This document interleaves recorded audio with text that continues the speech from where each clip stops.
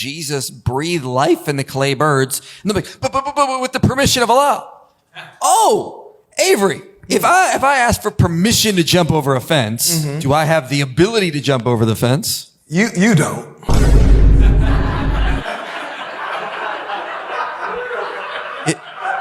I'm not sure if that's racist, but I'm gonna let it slide. Okay. My name is Javi, and I'm very honored to meet you guys. I'm a very big fan of you guys' work. Like, I watch your guys' debates like 24/7. Like, based on my notebook, like, look how it's filled because of you guys' the notes and then like the different Quran variants. And like, the question I want to ask for you guys is, how did you guys know apologetics was your calling? And as a senior at high school, graduating, how do I get started, or how do I know it's my calling from the Lord? It's different for everybody. Hey man, let the older people talk. Oh, sorry.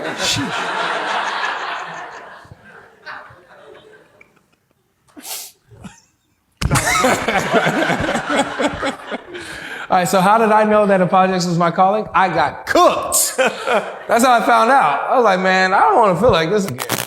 And then I just knew that I wasn't equipped to defend the faith, and I knew my peers weren't equipped to defend the faith because we were on the same level.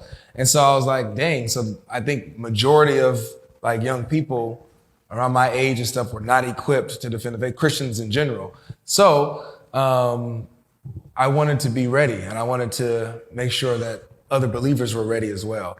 And so that's where when I got folded by Jehovah's Witnesses, and that ignited a fire to want to be able to defend my faith. So that's how I got introduced to it, Yeah.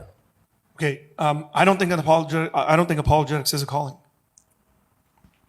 I think evangelism is a calling, and I think you use apologetics to do evangelism. Oh. Now, I started following Christ when I was 18 years old. I'm 40 now, and I started evangelizing, and because I was evangelizing and talking to people were asking me questions that I didn't know answers to. I too got cooked once. You did? One time. After that didn't happen. No, seriously, it was traumatic. I was at 3rd Street Promenade doing evangelism, and a Jewish gentleman who was an atheist pulled me aside and he said, "What are you talking about?" So I told him. And he said, "How can you believe that stuff?" And he knew the Old Testament very well. And he said, "What nationality are you?" I said, "I'm Armenian." And he said, "Man," and so he went directly into, how would the God that you worship allow the genocide?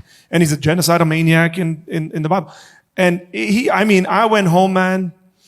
I didn't cry, but it was bad. And then I said, next time I come across a guy like that, I'm going to have the answers. And so I jumped into it. But the heart of it, when you're talking about the calling of it, is evangelism, because I want to share the gospel with people. I want to see people come to know Jesus. And apologetics is a tool I use, is a tool, not the tool. It is a tool I use to do that, to accomplish that purpose. Yeah. So. I'm not going to hate. That was good. If you feel like you're being called there, you are. I think that's just that. Most people, if you're asking those questions, you're already feeling it. So just dive in. Get on TikTok, get on YouTube, Instagram. Just start doing stuff. Do it. Those Muslims or like those atheists that like attack like our Lord, and they just use like very harsh language, like they just say like some like stuff to our Lord. And how are we supposed to like still treat them like so like kindness, but like, you know what I mean? Like they say so much bad things. Like how do I like repay, like, you know what I mean? Do you know what I'm talking about?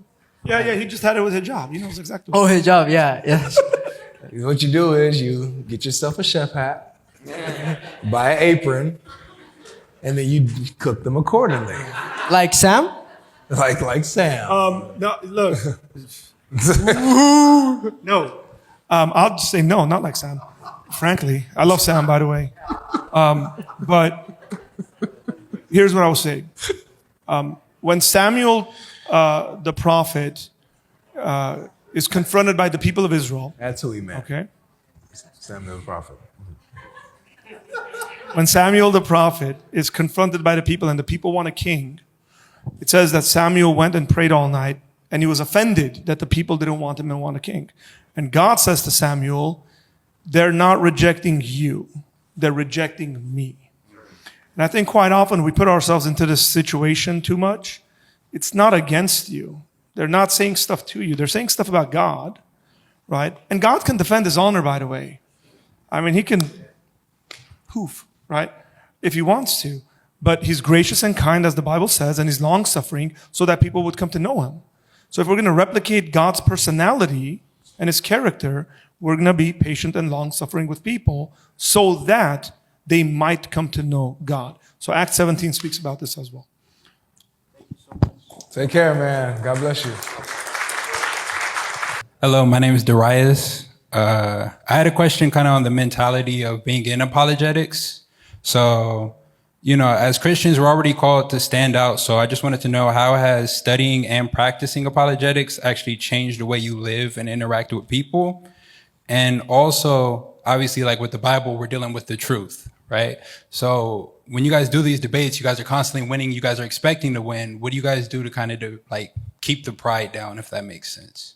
Big picture. Oh, sorry. Go ahead. Go ahead. Oh, thank you. Oh, you're youngest. Well, you're the gentleman. Big picture. It's not about you. It's about the person that you're trying to win to Christ, and if you have a platform, the people that's listening that can be equipped by what you're sharing, what God has given you to share. You have the mindset and the principle. It's not about you. God could choose a rock to do your job. You're good. Keep that mindset, and do not think of yourself more higher than you already are. It's all Christ. It's all by the Spirit, by the calling of the Father. That's why you are doing the work of your Father in the kingdom. That's it. Well, the second you begin to think that you're great, he'll bring you down, just like he did with Muhammad Ajab. That's good. A couple of things. You said, how did apologetics form you or change you? And then you asked the pride question. So doing apologetics has just made me a way better communicator. My friend Jimmy over there, he mentioned the book Tactics. I just recommend Tactics to everyone. Like if people are having marriage problems, like read Tactics. You know, learn to ask clarifying questions. You know, when your spouse says something, say, what do you mean by that? How'd you come to that conclusion? It'll save your marriage. No joke. I told Greg Kokel that. I said, man, you should do marriage seminars. Just going through this stuff. It's amazing. Right? My wife knows that I have a superpower and I do that. Now, when I do it, she goes, stop it. She'll ask me something, and I'll be like, what do you mean by that? How'd you come to that conclusion? What's your justification for that? No. What do you mean by where was Where? But the humility thing. Look, I'm a huge proponent of people who are involved in any ministry being a part of a local church. Involved in that local church, serving in that local church. Okay, so I'll tell you this. I have brothers sitting in this room who, if I put a video up and they call me up and they go, Art, take that video down, I'll take the video down without any questions. Because I trust them. They've seen something I haven't seen. Or if I act a certain way and they call me out, they go, hey man, you stepped out of line over there or something like that. I'll listen to them. And so being a part of a good, tight-knit Christian community, of people who love you, care for you, want you to succeed, but aren't afraid of you, or, you know, you're 500,000, 535,000. Is that true? I can't say mine because it's like, no. I think we're at 557. Yeah, okay. Well, he doesn't know, but he's at 557.35. Yeah, you know, like you don't let that stuff get to your head. Doesn't matter. Because, like he said, the Lord can take it away like that. That's right. Hi, guys. I'm Johnny. First of all, I just want to thank you guys. It's been a great conference. I'm sure I speak for everybody here. So just thank you, you guys and everybody that's put this on. But I've been growing a lot in my knowledge with the Bible and the Quran, but I lack knowledge on philosophy, these terms they use, the laws of this and that, the arguments they use. Where would you guys start when it comes to learning that? Any books to read or even classes to take? Hey, Nick. Hey, Nick. Someone needs to start watching your channel a little more. If you still there, yeah. So there's a guy behind you. Look, turn around. See the hand up? See? So there's a channel called Fearless Truth. That's what he does. He's a beast on that stuff. So watch him do that stuff, that kind of stuff. A great book is called, this is a long title, so write this down. Philosophical Foundations for a Christian Worldview. Philosophical Foundations for a Christian Worldview. Look, you got it right there. That is up there. Proud of you, man. Man. Yeah, so you can see how thick that is. You learn epistemology, metaphysics, philosophy of science, theology. That'll give you a good, firm foundation to a lot of these terms that are being used. And, sometimes, Stanford Encyclopedia, the encyclopedia philosophy, just read. Just go online and read. Sometimes there's all sorts of resources. So, I didn't pay him. But I'm going to share. We have a partnership with Logos, and we're launching it today for a study bundle that we're offering. And in the study bundle, all of the books are 90% off. So the smaller package is about $140. The larger one is about $300. It includes this book and some of the other ones that are sitting here. Whatever, I'll promote that later. But here's what I would say. Read a book called Socratic Logic by Peter Crift. Socratic Logic by Peter Crift. If you want to learn how to think properly, that's an excellent book. This is a book every Christian, in my opinion, should have in their library. How do you spell Peter? Go ahead. C-R-E, yeah, what he's C-R-E. K-R-E. Oh, sorry, K-R, yeah, K-R-E-E-F-T. You said Peter Griffin? Yes, yeah, you're doing great over there, man. We're real proud of you. Kreeft.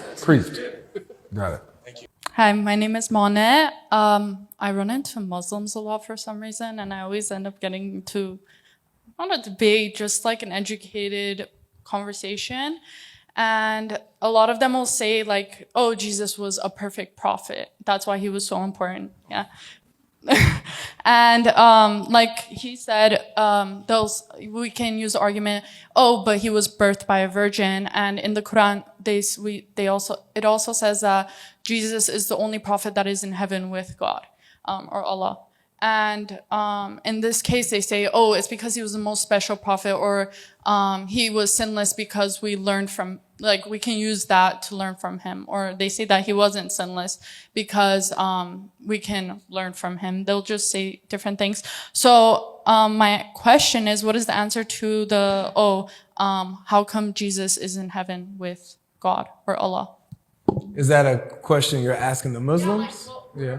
What are some responses they say? Yeah, because I will ask, if that is the case, because Jesus sits at the right hand of the throne of God. Mm-hmm. So how come in the Quran it says the same thing, that Jesus is the only one in heaven with with Allah? Yeah. And they'll say, well, he was just the most important prophet. That's why. Yeah, so that's really like begging the question. If he's the most important prophet, why?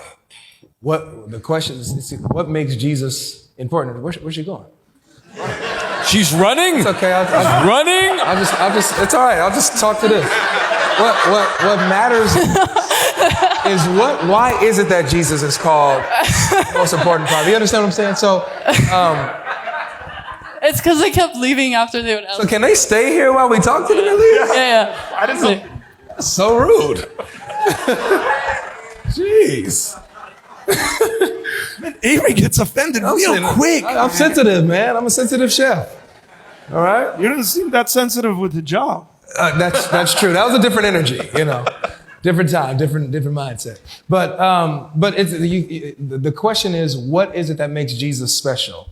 They won't have the answer to this, right? And so all of this is just ambiguity with them, but press them to give an actual answer on what makes Jesus special, that he's the only one that's risen up with Allah, while Allah let the other prophets get killed. Because in the chapter 4, verse 156, it talks about how the Jews killed their prophets, but Jesus was saved. So why? Why him? Well, they'll just say like, oh, he was the last messenger. That's why he was so important. Well, no, because they believe Muhammad's the last messenger. They say Muhammad's the last messenger. Why wasn't Muhammad raised up?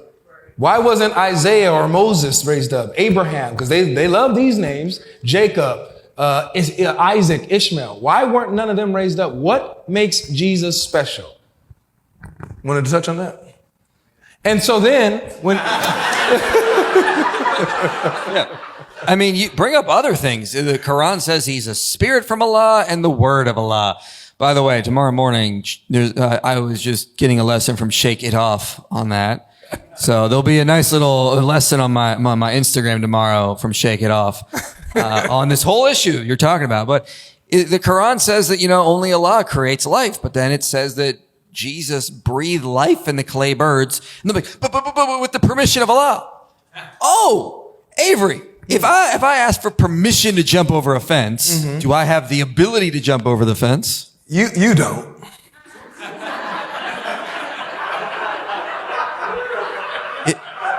I'm not sure if that's racist, but I'm gonna let it slide.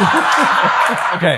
If I have permission to go through the door over there, I already have the ability, but you're not pushing me through the door. Yeah. So the Quran says he just breathed life with the permission, but that means he already had that intrinsic ability to create life. Yeah. So it sounds like Jesus was allowed to be Allah by the permission of Allah. Don't spoil it. Can I just say something? Because it depends what kind of a Muslim you're talking to. Not all Muslims who claim to be Muslims know what Islam is.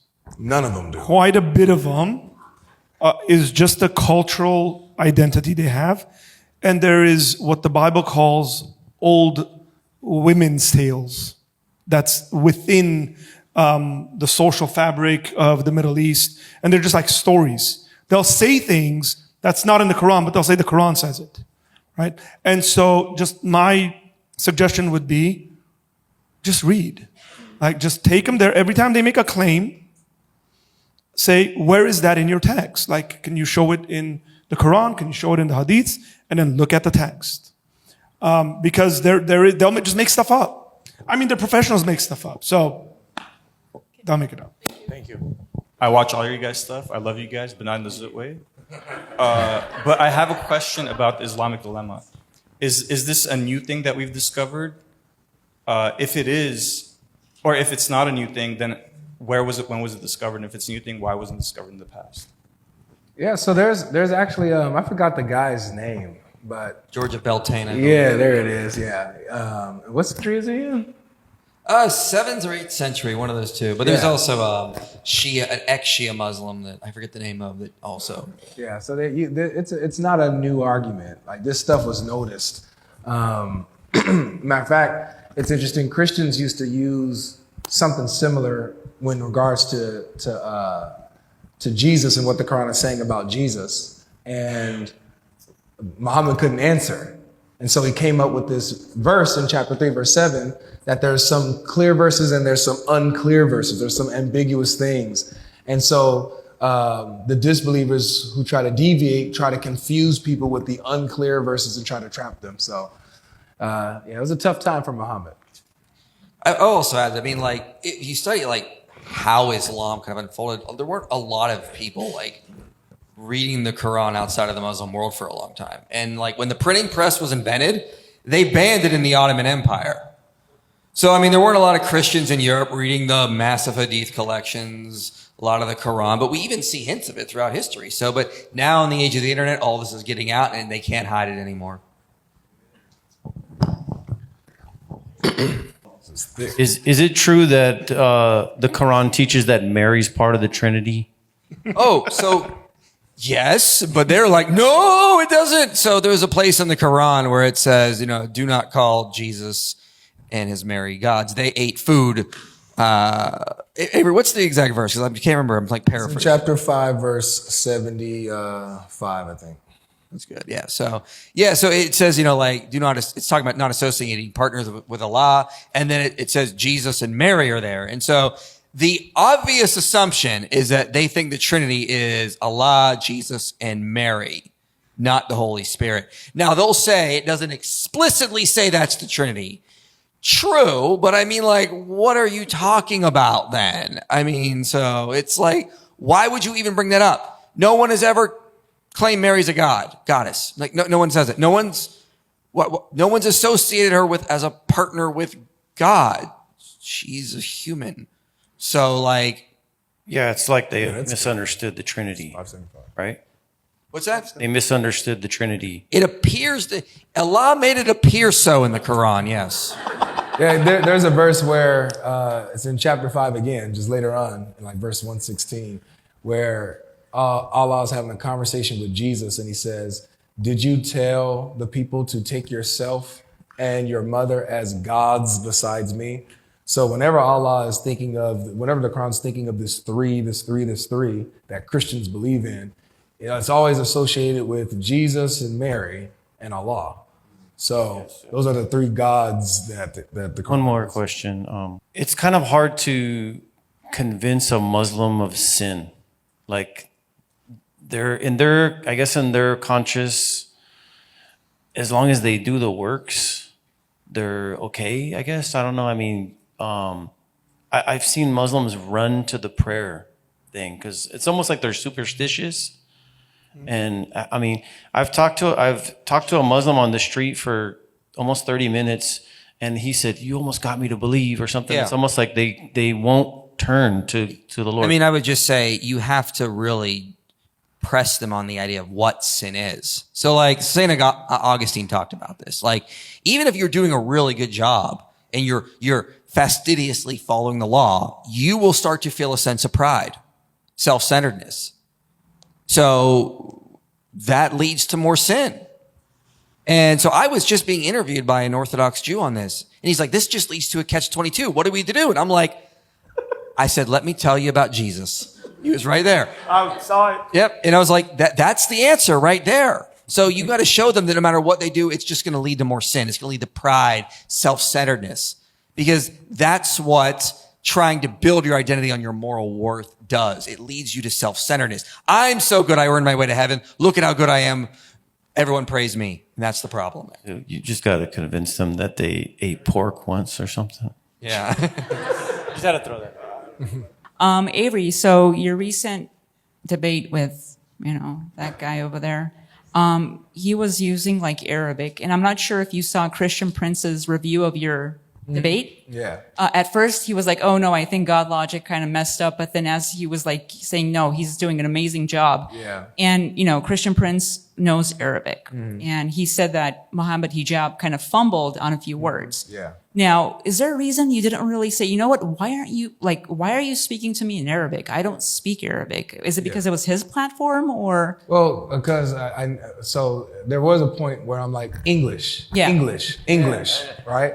So, because he's trying to, it's a facade. Right. He's Right. trying to flex that facade for the audience. I'm like, no, English, Right, yeah. English. So you know? I kind of figured, but I'm like, dude, what are you doing? You know, like, it's all a ploy and a distraction. Like I'm not gonna waste time. Right. Hey man, why are you even doing that in the first place? I'm just gonna cook you. Yeah, I'm just yeah. gonna cook you in the argument. Right. That's why. But yeah, I was prompting them to, bro, English. Like we're past the smoking screen. But it's English. like he was doing it to like kind of like one up you, thinking in his mind that, I have power over this because I speak the language of Allah. And it made it worse. Right, Notice exactly. Him speaking, pretending that he's the one with the knowledge and he knows the language.